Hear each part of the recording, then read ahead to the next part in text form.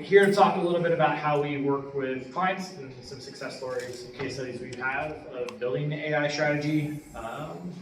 Thought processes, if I had to take a show of hands of how many people have been tasked with currently working on, having worked on some kind of AI strategy within their organization. So I'm guessing everyone's kind of been impacted by it in some way, shape, or form. That's great. I don't know why you'd be here if you weren't. And it really means that we're all trying to kind of solve the same problem, figure it out together. But what we see often, whether it's in boardrooms, strategy meetings, kickoffs, etc., is that a lot of these AI initiatives kind of start from a place that isn't always really grounded in proper things. And that's kind of what we're working through. We see a lot of this is geared towards there's this thing out here, we know people are utilizing it, we're here. If we don't use it, it's going to miss out on something, we're going to be left behind in the dark ages. We see that kind of everywhere. But the next logical question becomes, okay, so now what? From there, kind of see people along different parts of the journey, standard little hype cycle, central to kind of what we're talking about. And where we see this roller coaster kind of kick in, you see the peaks, inflated expectations, you see the crash, the truffle, disillusionment, and then hopefully you can kind of get on the other side. Really what we try to work through with our teams internally and our clients is how do we kind of shortfall that and really streamline in there so you get maximized value, and how can it actually help us improve things appropriately. Excuse me, can you adjust your microphone up? Yeah. Is this better? Yes. I'll just stand a little bit. All right. Thank you.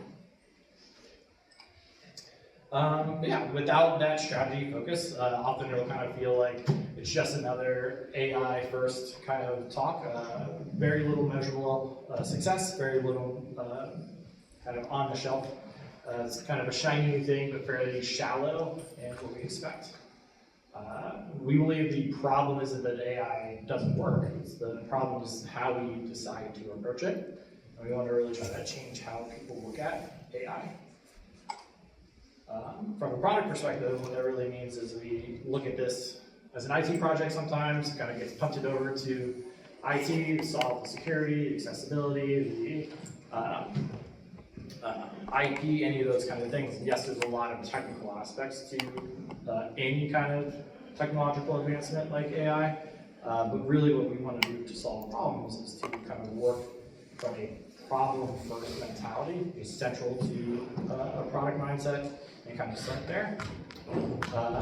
We look at AI as the chainsaw and try to apply it to all of our items. Obviously, we look one way, rather than starting with the problem and kind of communicating it from there. So we want to try to flip the script on this. Instead of moving from an AI first, start with a problem first approach, from chasing technology to clarifying purpose and improving that value. Because when we anchor AI into business problems with a clear why behind it, we stop chasing the hype, start building meaningful, measurable outcomes.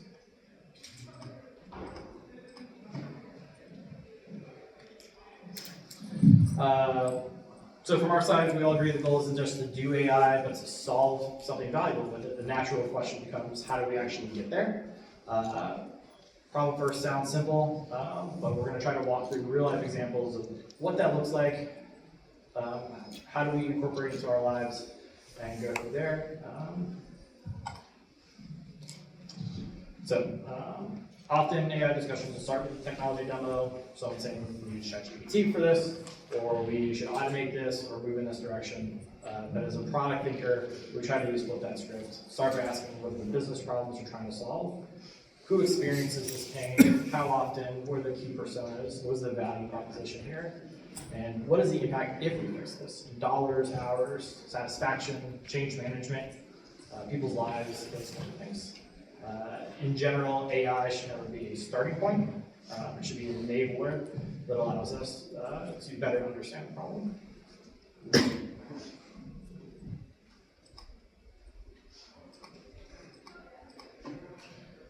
With that, there's a few things that we try to incorporate into what we do.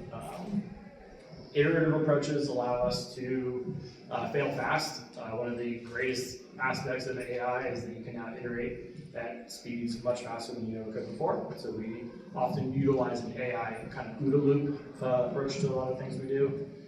We also move forward with expectation settings. A lot of times the outcome of what you expect from an AI project may be a little ambiguous, or you really haven't tested the data, or you really don't know how accurate you can kind of do. So being able to level set expectations from the get is really important. Making sure that the data that you're presenting is provided with a purpose. And then doing all of this with a framework for modernization of your organization.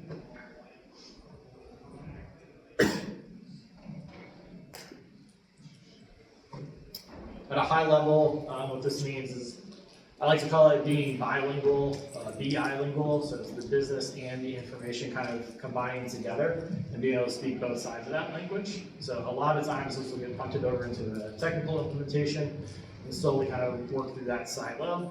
That's great, it's necessary, part of the strategy, but missing the other side, which we'll focus a little bit more on today, is a key aspect of what we think provides a higher degree of success, a higher degree of cultural change, and a higher degree of buy-in from the business. I'm going to have Zach kind of talk through one of those case studies. Sure. Can everybody hear me? Good. All right, cool.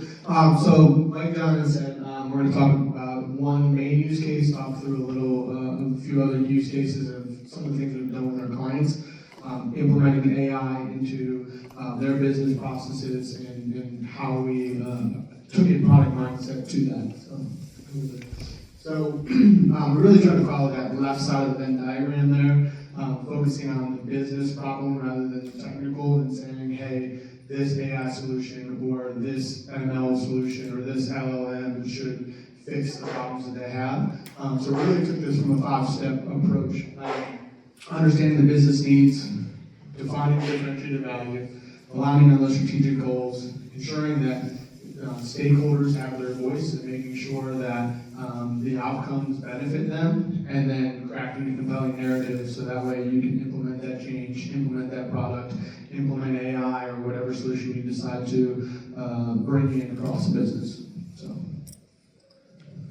So the use case to talk about here is we had a client. They are a national public transportation company. They operate public buses, rail lines, ferries, a number of different types of transportation. And they came to us with a problem. They had dispatchers that would come into their yard and they would see 10 drivers just sitting there that weren't scheduled, that were on standby, that were collecting a paycheck because people did call it off or some of those different things. And so they had a real problem on their hands where they were paying people to be on standby.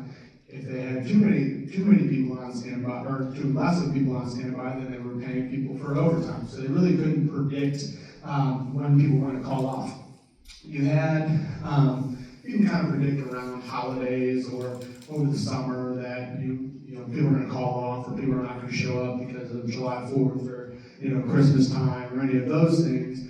But what if you could predict and understand that I'm going to have a huge amount of call-offs at all of my locations the Monday after the Super Bowl, right? Or could I predict serial call-off behavior, meaning, John takes off every Friday over the course of the summer. If I can understand that and predict that, then I can kind of operate, put together schedules that are best for my employees, but ultimately for my customers.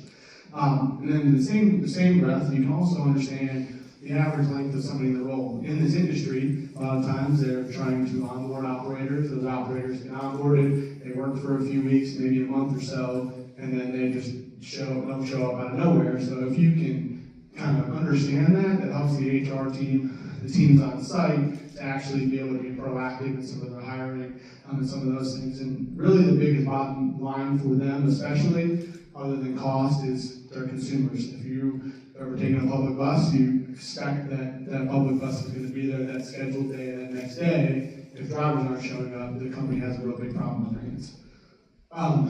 So with that being said, we set out, we conducted some stakeholder interviews really across the entire company, all the way from C-level, to understand some of the bottom line financial impacts to it, but then all the way down to the cost center, the people actually operating within the locations and providing services to the customer, and try to validate that use case. So could we have some potential savings if fewer drivers are on standby? Could we have, what is the cost of not having enough standby drivers? So if I'm not able to staff appropriately, am I not able to pick up a consumer, or am I not able to go through a scheduled route because someone showed off or didn't show up, but I didn't have any standby drivers? Same thing on the other side. If I'm paying too many people overtime, is that really a problem and enough to cover? So we kind of tried to find that balance, find those pain points, and go through that process.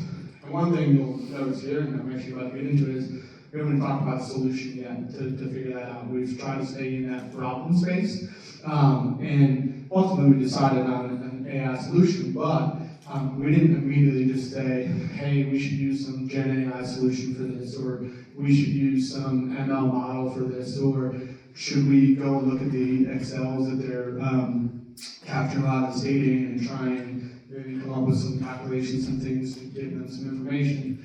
Ultimately, we weighed some of those cost of value options as well. We could use Gen AI, but that may be a super expensive tool that we'd have to implement within their processes and within their business, or we could go with a super cheap option and just do some things through Excel. Ultimately, we landed on using an ML model with an absentee index. It's actually called the Bradford Index. And what that does is we married all that together, allowing us to help try and predict when people are going to call off, giving them those the people at the locations and all the way up to the operations level and corporate, and more information on predicting people calling off. So, and so what we did then, we went and talked to those stakeholders, we came up with a solution, but we also then had to align on those strategic goals. And so we wanted to identify some success metrics, some information that would be beneficial to people using the outputs of what that ML model is providing. And then we basically came up with a dashboard that uses this ML model to be able to show this information across the board, which allowed for key insights at the location so they can be proactive in their hiring. So that way, the next time that dispatcher showed up on a Monday at their yard, they didn't have 10 people on standby. They may have had 2 or 3 people because they realized, hey, everyone should, based on what I'm seeing in the information, people should be here at work. Now, maybe they might have done that on the Monday after the Super Bowl. They might have had more people on standby because that model, that information, that data showed them, hey, I need some more people here to kind of support potential call-offs from that I think perspective. this is a key step to kind of ensure there's alignment of expectations. A lot of times, as we talk about us as individuals or organizations going through a hype cycle, every individual person is going to be somewhere else on that hype cycle. So as you're going through this step and the next step are critical aspects of making sure that there's a basic understanding of what we expect to accomplish at each of these stages to kind of help prove out and gain trust throughout the process. That lack of transparency across this is detrimental to the overall success of the program. What we're really trying to do with steps 3 and steps 4 are incorporating a culture change, change management change to kind of get buy-in of, you can trust kind of what's coming. It's not going to be, everything's on autopilot, but what should we expect to kind of get with each of these things? What are we trying to prove out to eventually get to the strategic goals aligned? And then along those same lines, like I was saying in step 4, is couldn't necessarily build this in a vacuum. We couldn't just say, hey, this one location is having this problem, and just fix it for that one location, or this one area of the business is having this problem. We tried to ensure that the solution didn't just satisfy one group or one stakeholder or some of those things. We tried to come at it with a holistic view, again, that problem view. And so we had investments, not necessarily financial investments. I mean, they did pay us to do the project, but finance, right? So they were interested in the bottom line. How can I not have to pay 10 to 15 standby drivers or people from overtime? That impacts the bottom line, where I don't have to necessarily pay out people that aren't driving and providing services. from an HR perspective, allows proactive hiring, proactive and going out and interviewing, onboarding new operators, just because I know that potentially in the first 3 months or so, people might just leave and never come back. From an operations perspective, most importantly for their customers, it provided more efficiencies. Again, not having too many people show up, not having to pay people that aren't actually working and operating buses. But then it also made sure that in the public transit industry, there's a published schedule of what's going to, where that route's going to go that next day. It allowed them to actually create more efficient schedules as well, knowing that, hey, I'm going to have people to operate these buses. And same thing at the location level, all the way down to that level, the people at the locations, the general managers, the dispatchers were equally prepared with the key insights that they had. And then IT, it really provided them a win to show that technology can kind of help solve a business problem, and then allowed them to implement that throughout and try and push that change management all the way out throughout the business. So, then the last piece is crafting a compelling narrative. So, as long as you have these stakeholders and these people that are invested and the people that kind of make that process and that problem personal, they're really championing that effort that you just built out and allows for a better implementation of change. We kind of talked about it, everybody raised their hand when we said we're trying to do some AI. AI, like some people are like, I don't want to necessarily use this tool. If you have people around and bought into what we are trying to bring to the business, and trying to solve the problem, it makes that change management, makes that implementation a little bit easier. And then also it builds trust. If you can predict that, I use that Monday after school example, if you can predict that 20 people at that location are going to show up that day, you build a little bit more trust because the data is showing you that that's the case. And so again, that creates that compelling narrative where you also have people within the business championing that effort with you. So, just a little bit of statistics, at least on this case study as well. So we built a number of reports, a number of different things that we did. One example is that we built for them was around yard time. They were trying to track the information about when a operator started their day to finally when they got to the bus to actually go out and make money and do some of those things. But across all of the things we provided them, this was the #1 report that they used, all the way down from the cost center level, all the way up to the C-suite and some of the decisions that they're making there as well. And then again, the trust in the AI grew when we were able to predict, the people that just started 3 months ago, a group of those people may not show up again, or they're going to collect that last paycheck and never come back from that perspective. And then what we didn't do there is we didn't necessarily just stop and say, hey, this works, this is awesome, this is the greatest thing since sliced bread. We took that feedback, we tried to implement it, we tried to iterate on it, we tried to train the model a little bit more, try to provide even down to the day inputs, when people were going to take vacations, some of those things as well. So we continued to iterate on it, treated it like a product instead of just the tool that does something. And because of that, great success. This was supposed to be a Borat great success thing, but our designer, we changed it to this. We thought that was a little bit more fitting, but for John and I, we thought it was funny. So. Like I said there at the end, whenever you're implementing something, especially around AI, any products, anything that you're doing for your clients, for your internal, for your external stakeholders, continue to try and implement the flywheel effect. As people start to use it, you should hopefully get more feedback and ways to improve it, and then ultimately that will improve a better AI product. Measure the use cases, measure some of the information that you're getting out of it. Don't forget to celebrate the wins. Don't just put your head down and continue to work on it, but celebrate those wins. But then at that point, because it's successful, how can we continue to iterate on it, continue to make it better, make it more efficient for the business as well, and follow the UDA as well. So, because we were successful in doing that for that client, these are a few other examples that we've done where we've been able to rinse and repeat that process, that 5-step process. One is actually an internal product that we built at Co-Strategics for detecting anomalies in your data quality. So we've used an ML model to help detect information coming through a data cloud or a process where you can get notifications on data cloud issues that you can be able to act on and related to quality.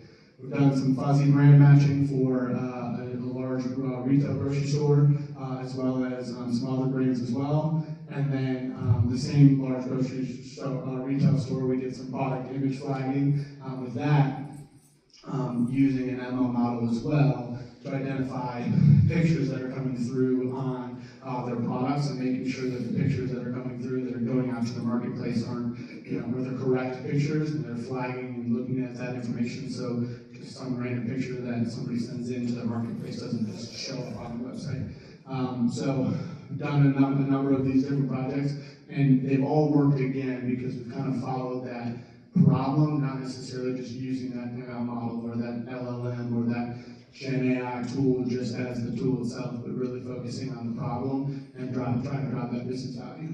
So. Yeah, I think in all of these examples, the key point that I want to kind of drive home in this is it's not just an AI solution, it's an AI with a human kind of actually still acting as the advisor. And a lot of this transition that we're working with our clients on is really trying to understand how they can best position themselves as advisors with this new technology and kind of get out ahead in the absence of leadership, in the absence of those kinds of things.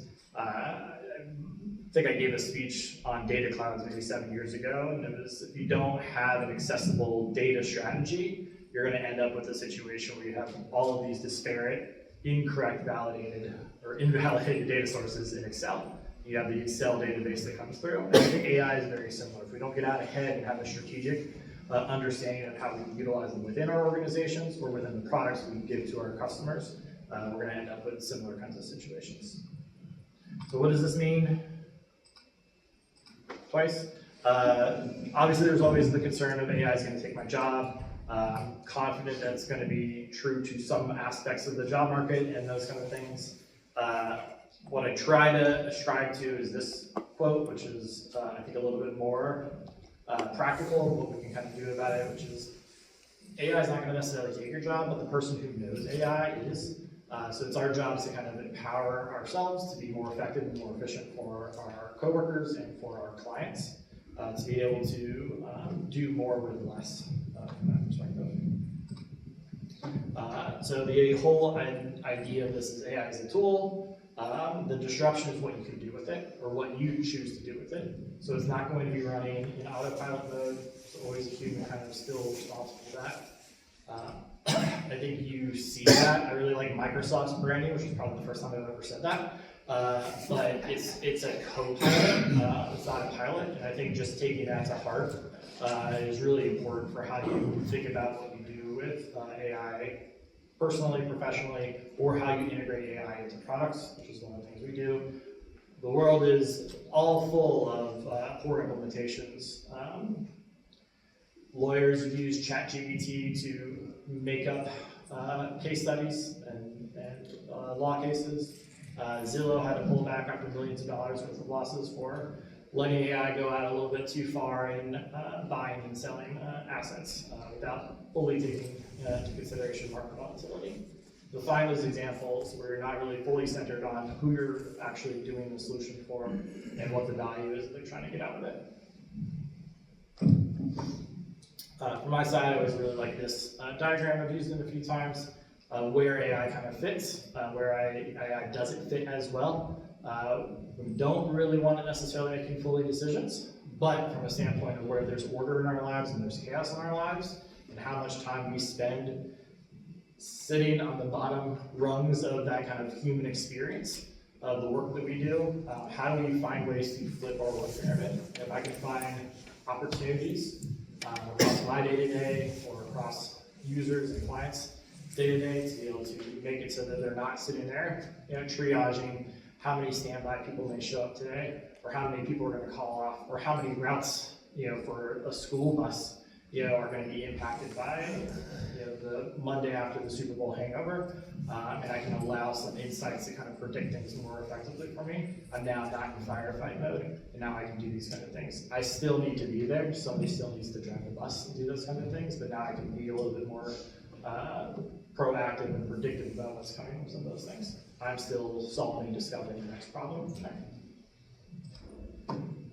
Just kind of wrap up on this, leave some time for questions. 4 kind of key takeaways we wanted to make sure we illuminated with this. We're on the product side. Zach's title has solutions in it, but all solutions come from problems, and we're not centered on the problem, really understanding that every AI initiative is still just a business and a user problem initiative. Is clear. From there, we can actually measure and have transparent conversations between business and IT of what's realistic. One of the things Go Strategics works on is proving ground exercise, where we work with clients and kind of initiate POCs for AI initiatives, and a number of them come out, and there's as our CRO likes to say, the duck don't hunt. Whatever. Something doesn't hunt. The whole idea behind it is there's not enough there. You're not going to be able to get predictive enough. The data's not there. We need some quality and those kind of things. But laying out kind of what realistic possibilities are there is essential for that. If we treat AI like a product and we're able to incorporate those things, we end up with a lot less shallow implementations just to check the AI first box. And we actually can solve realistic problems practically for our customers. And do so in a way where we're kind of championing it. You don't want people sitting in their silos, utilizing it on their fringes. Bringing it within the organization, bringing it into a centered spot, allow it to be a part of the conversation. The more you do that, I think it empowers your teams to have a centralized view of that, in addition to making sure that you're getting the most out of the real human power that you're getting out of all this.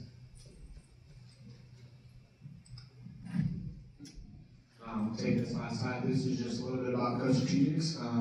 Our VP of Sales, I think that's your title, Andy, will love this, and we're just kind of throwing our sales side out here. But so what we do at Go Strategics, and we've talked a little bit about it from the case study examples.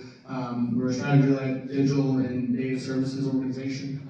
So we provide AI strategy solutions that we talked a little bit about today, data and insights, product development, and platform modernization. You'll see there some of the companies that we work with, really from smaller companies all the way to larger companies, especially in the Cincinnati, Dayton, and Northern Kentucky areas. And John and I were talking about this earlier, but we also won the best places to work in the last, I think 7 years. I've been here for 4 years.